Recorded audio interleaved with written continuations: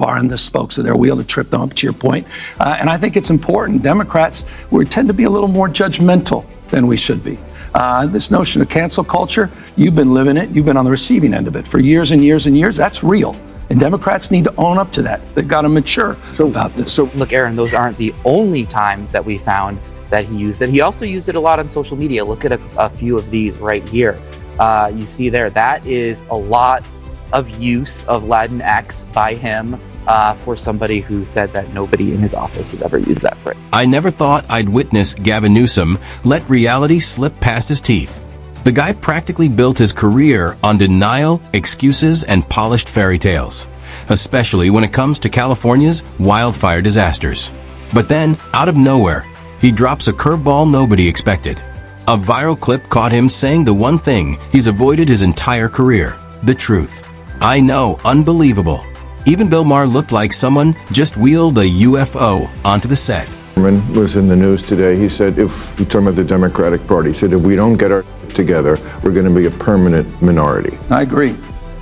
And I see you're doing something about it. I applaud it. I think it's great. You've got this podcast. You're talking to people. You know, it's amazing to me that even that is controversial to some people. They call it platforming. If you talk to someone you don't agree with. Yeah. I feel like this country is divided into owners and healers. People who think you can own the other side. When Newsom casually muttered those two jaw-dropping words, I agree. You could almost hear Maher's gears grind. Nobody tuned in expecting slick Gavin to give up honesty. We were braced for the usual act: blame shifting, finger pointing, and spin polished to Olympic standards. But when Maher flatly said the Democratic Party is circling the drain, Newsom didn't deflect. He nodded.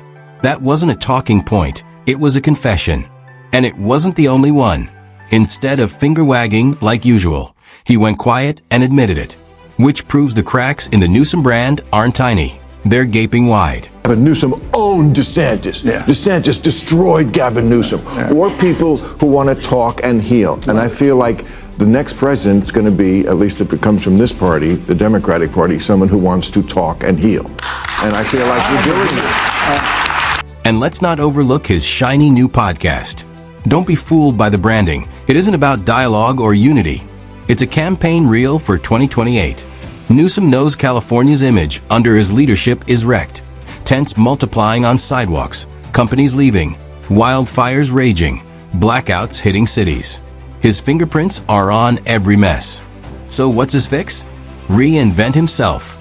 Out goes Governor Hair Gel 1.0. In comes Dr. Phil 2.0, the Democratic healer. Give me a break. It's fake, it's rehearsed, and it reeks of desperation. He's not bringing Americans together. He's padding his resume. Who's seriously buying Gavin as the nation shrink? Really been interesting, the reaction to the podcast. I mean, we had some controversial figures on, I'll acknowledge that, and Steve Bannon, Charlie Kirk, and some others. But you're right. I mean, this idea that we can't even have a conversation with the other side. You have to. They won. Thank you. That's it, bottom line. And by the way, or the notion we just have to continue to talk to ourselves or we're in the same damn echo chamber. These guys are crushing us. The Democratic brand is toxic right now. Then came the blunder. Newsom admitted on tape what no Democrat wants to say. The party's reputation is poison. Poison. Straight out of the mouth of one of the men who helped toxify it.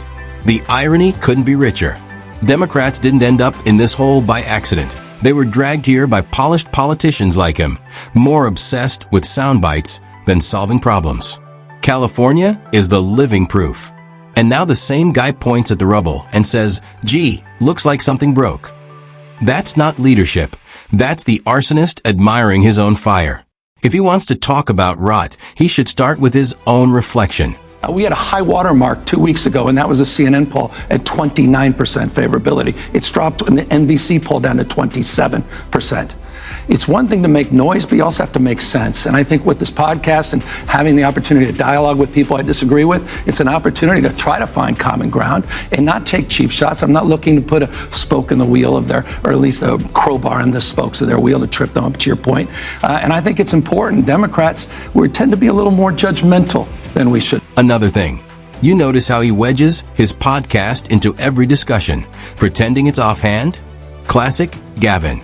Always selling. That's his entire career. Smooth talk, zero delivery. He's the template for today's Democrats, slogans over substance. And did you catch that subtle swipe he slid in? Sure sounded like shade tossed at Kamala Harris. Let's be honest, she's the queen of word salads, stringing together impressive-sounding nonsense that means nothing. So was Gavin intentionally undercutting her, or did his media training short-circuit? Either way, the mask cracked. The so-called golden kids of the party aren't glowing anymore. They're jabbing at each other. This notion of cancel culture, you've been living it, you've been on the receiving end of it for years and years and years. That's real. And Democrats need to own up to that. They've got to mature about this. If Newsom suddenly cares about accountability, he should try practicing it at home. His California record? A laundry list of failure. Homelessness exploding, businesses fleeing, taxes crushing families, crime climbing, and a cost of living so brutal people are packing up and leaving the state in droves.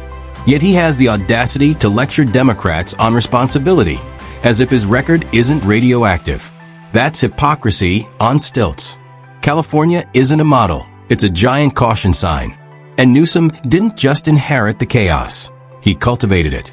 Until he admits that his so-called truth bombs are nothing but theater under brighter lights.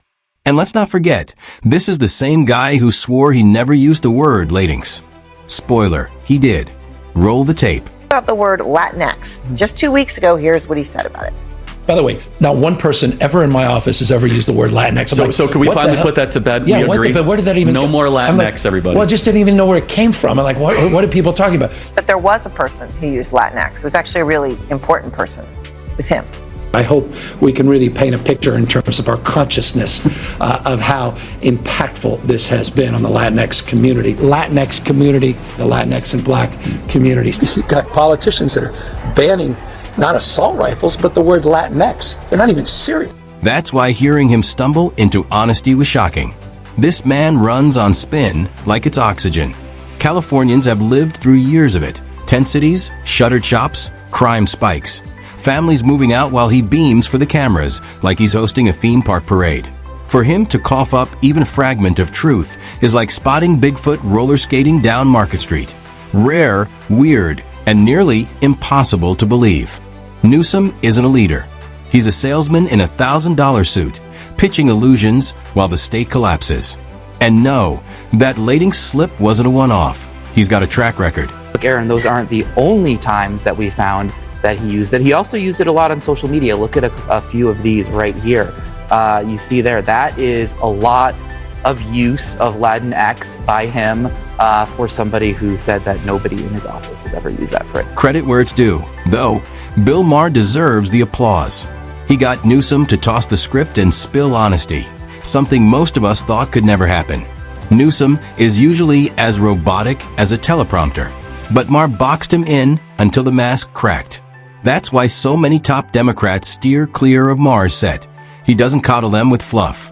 He needles, he digs, and sooner or later, they either sweat or slip.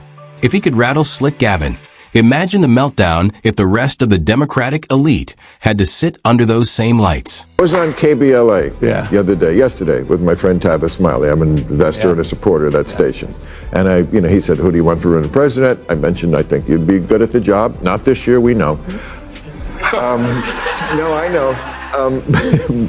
But he said, I don't think he could win. I don't think he could win. He's too progressive coming from this state and what he's done in this state to win in any southern state, any red. But let's not pretend one slip makes Gavin presidential material.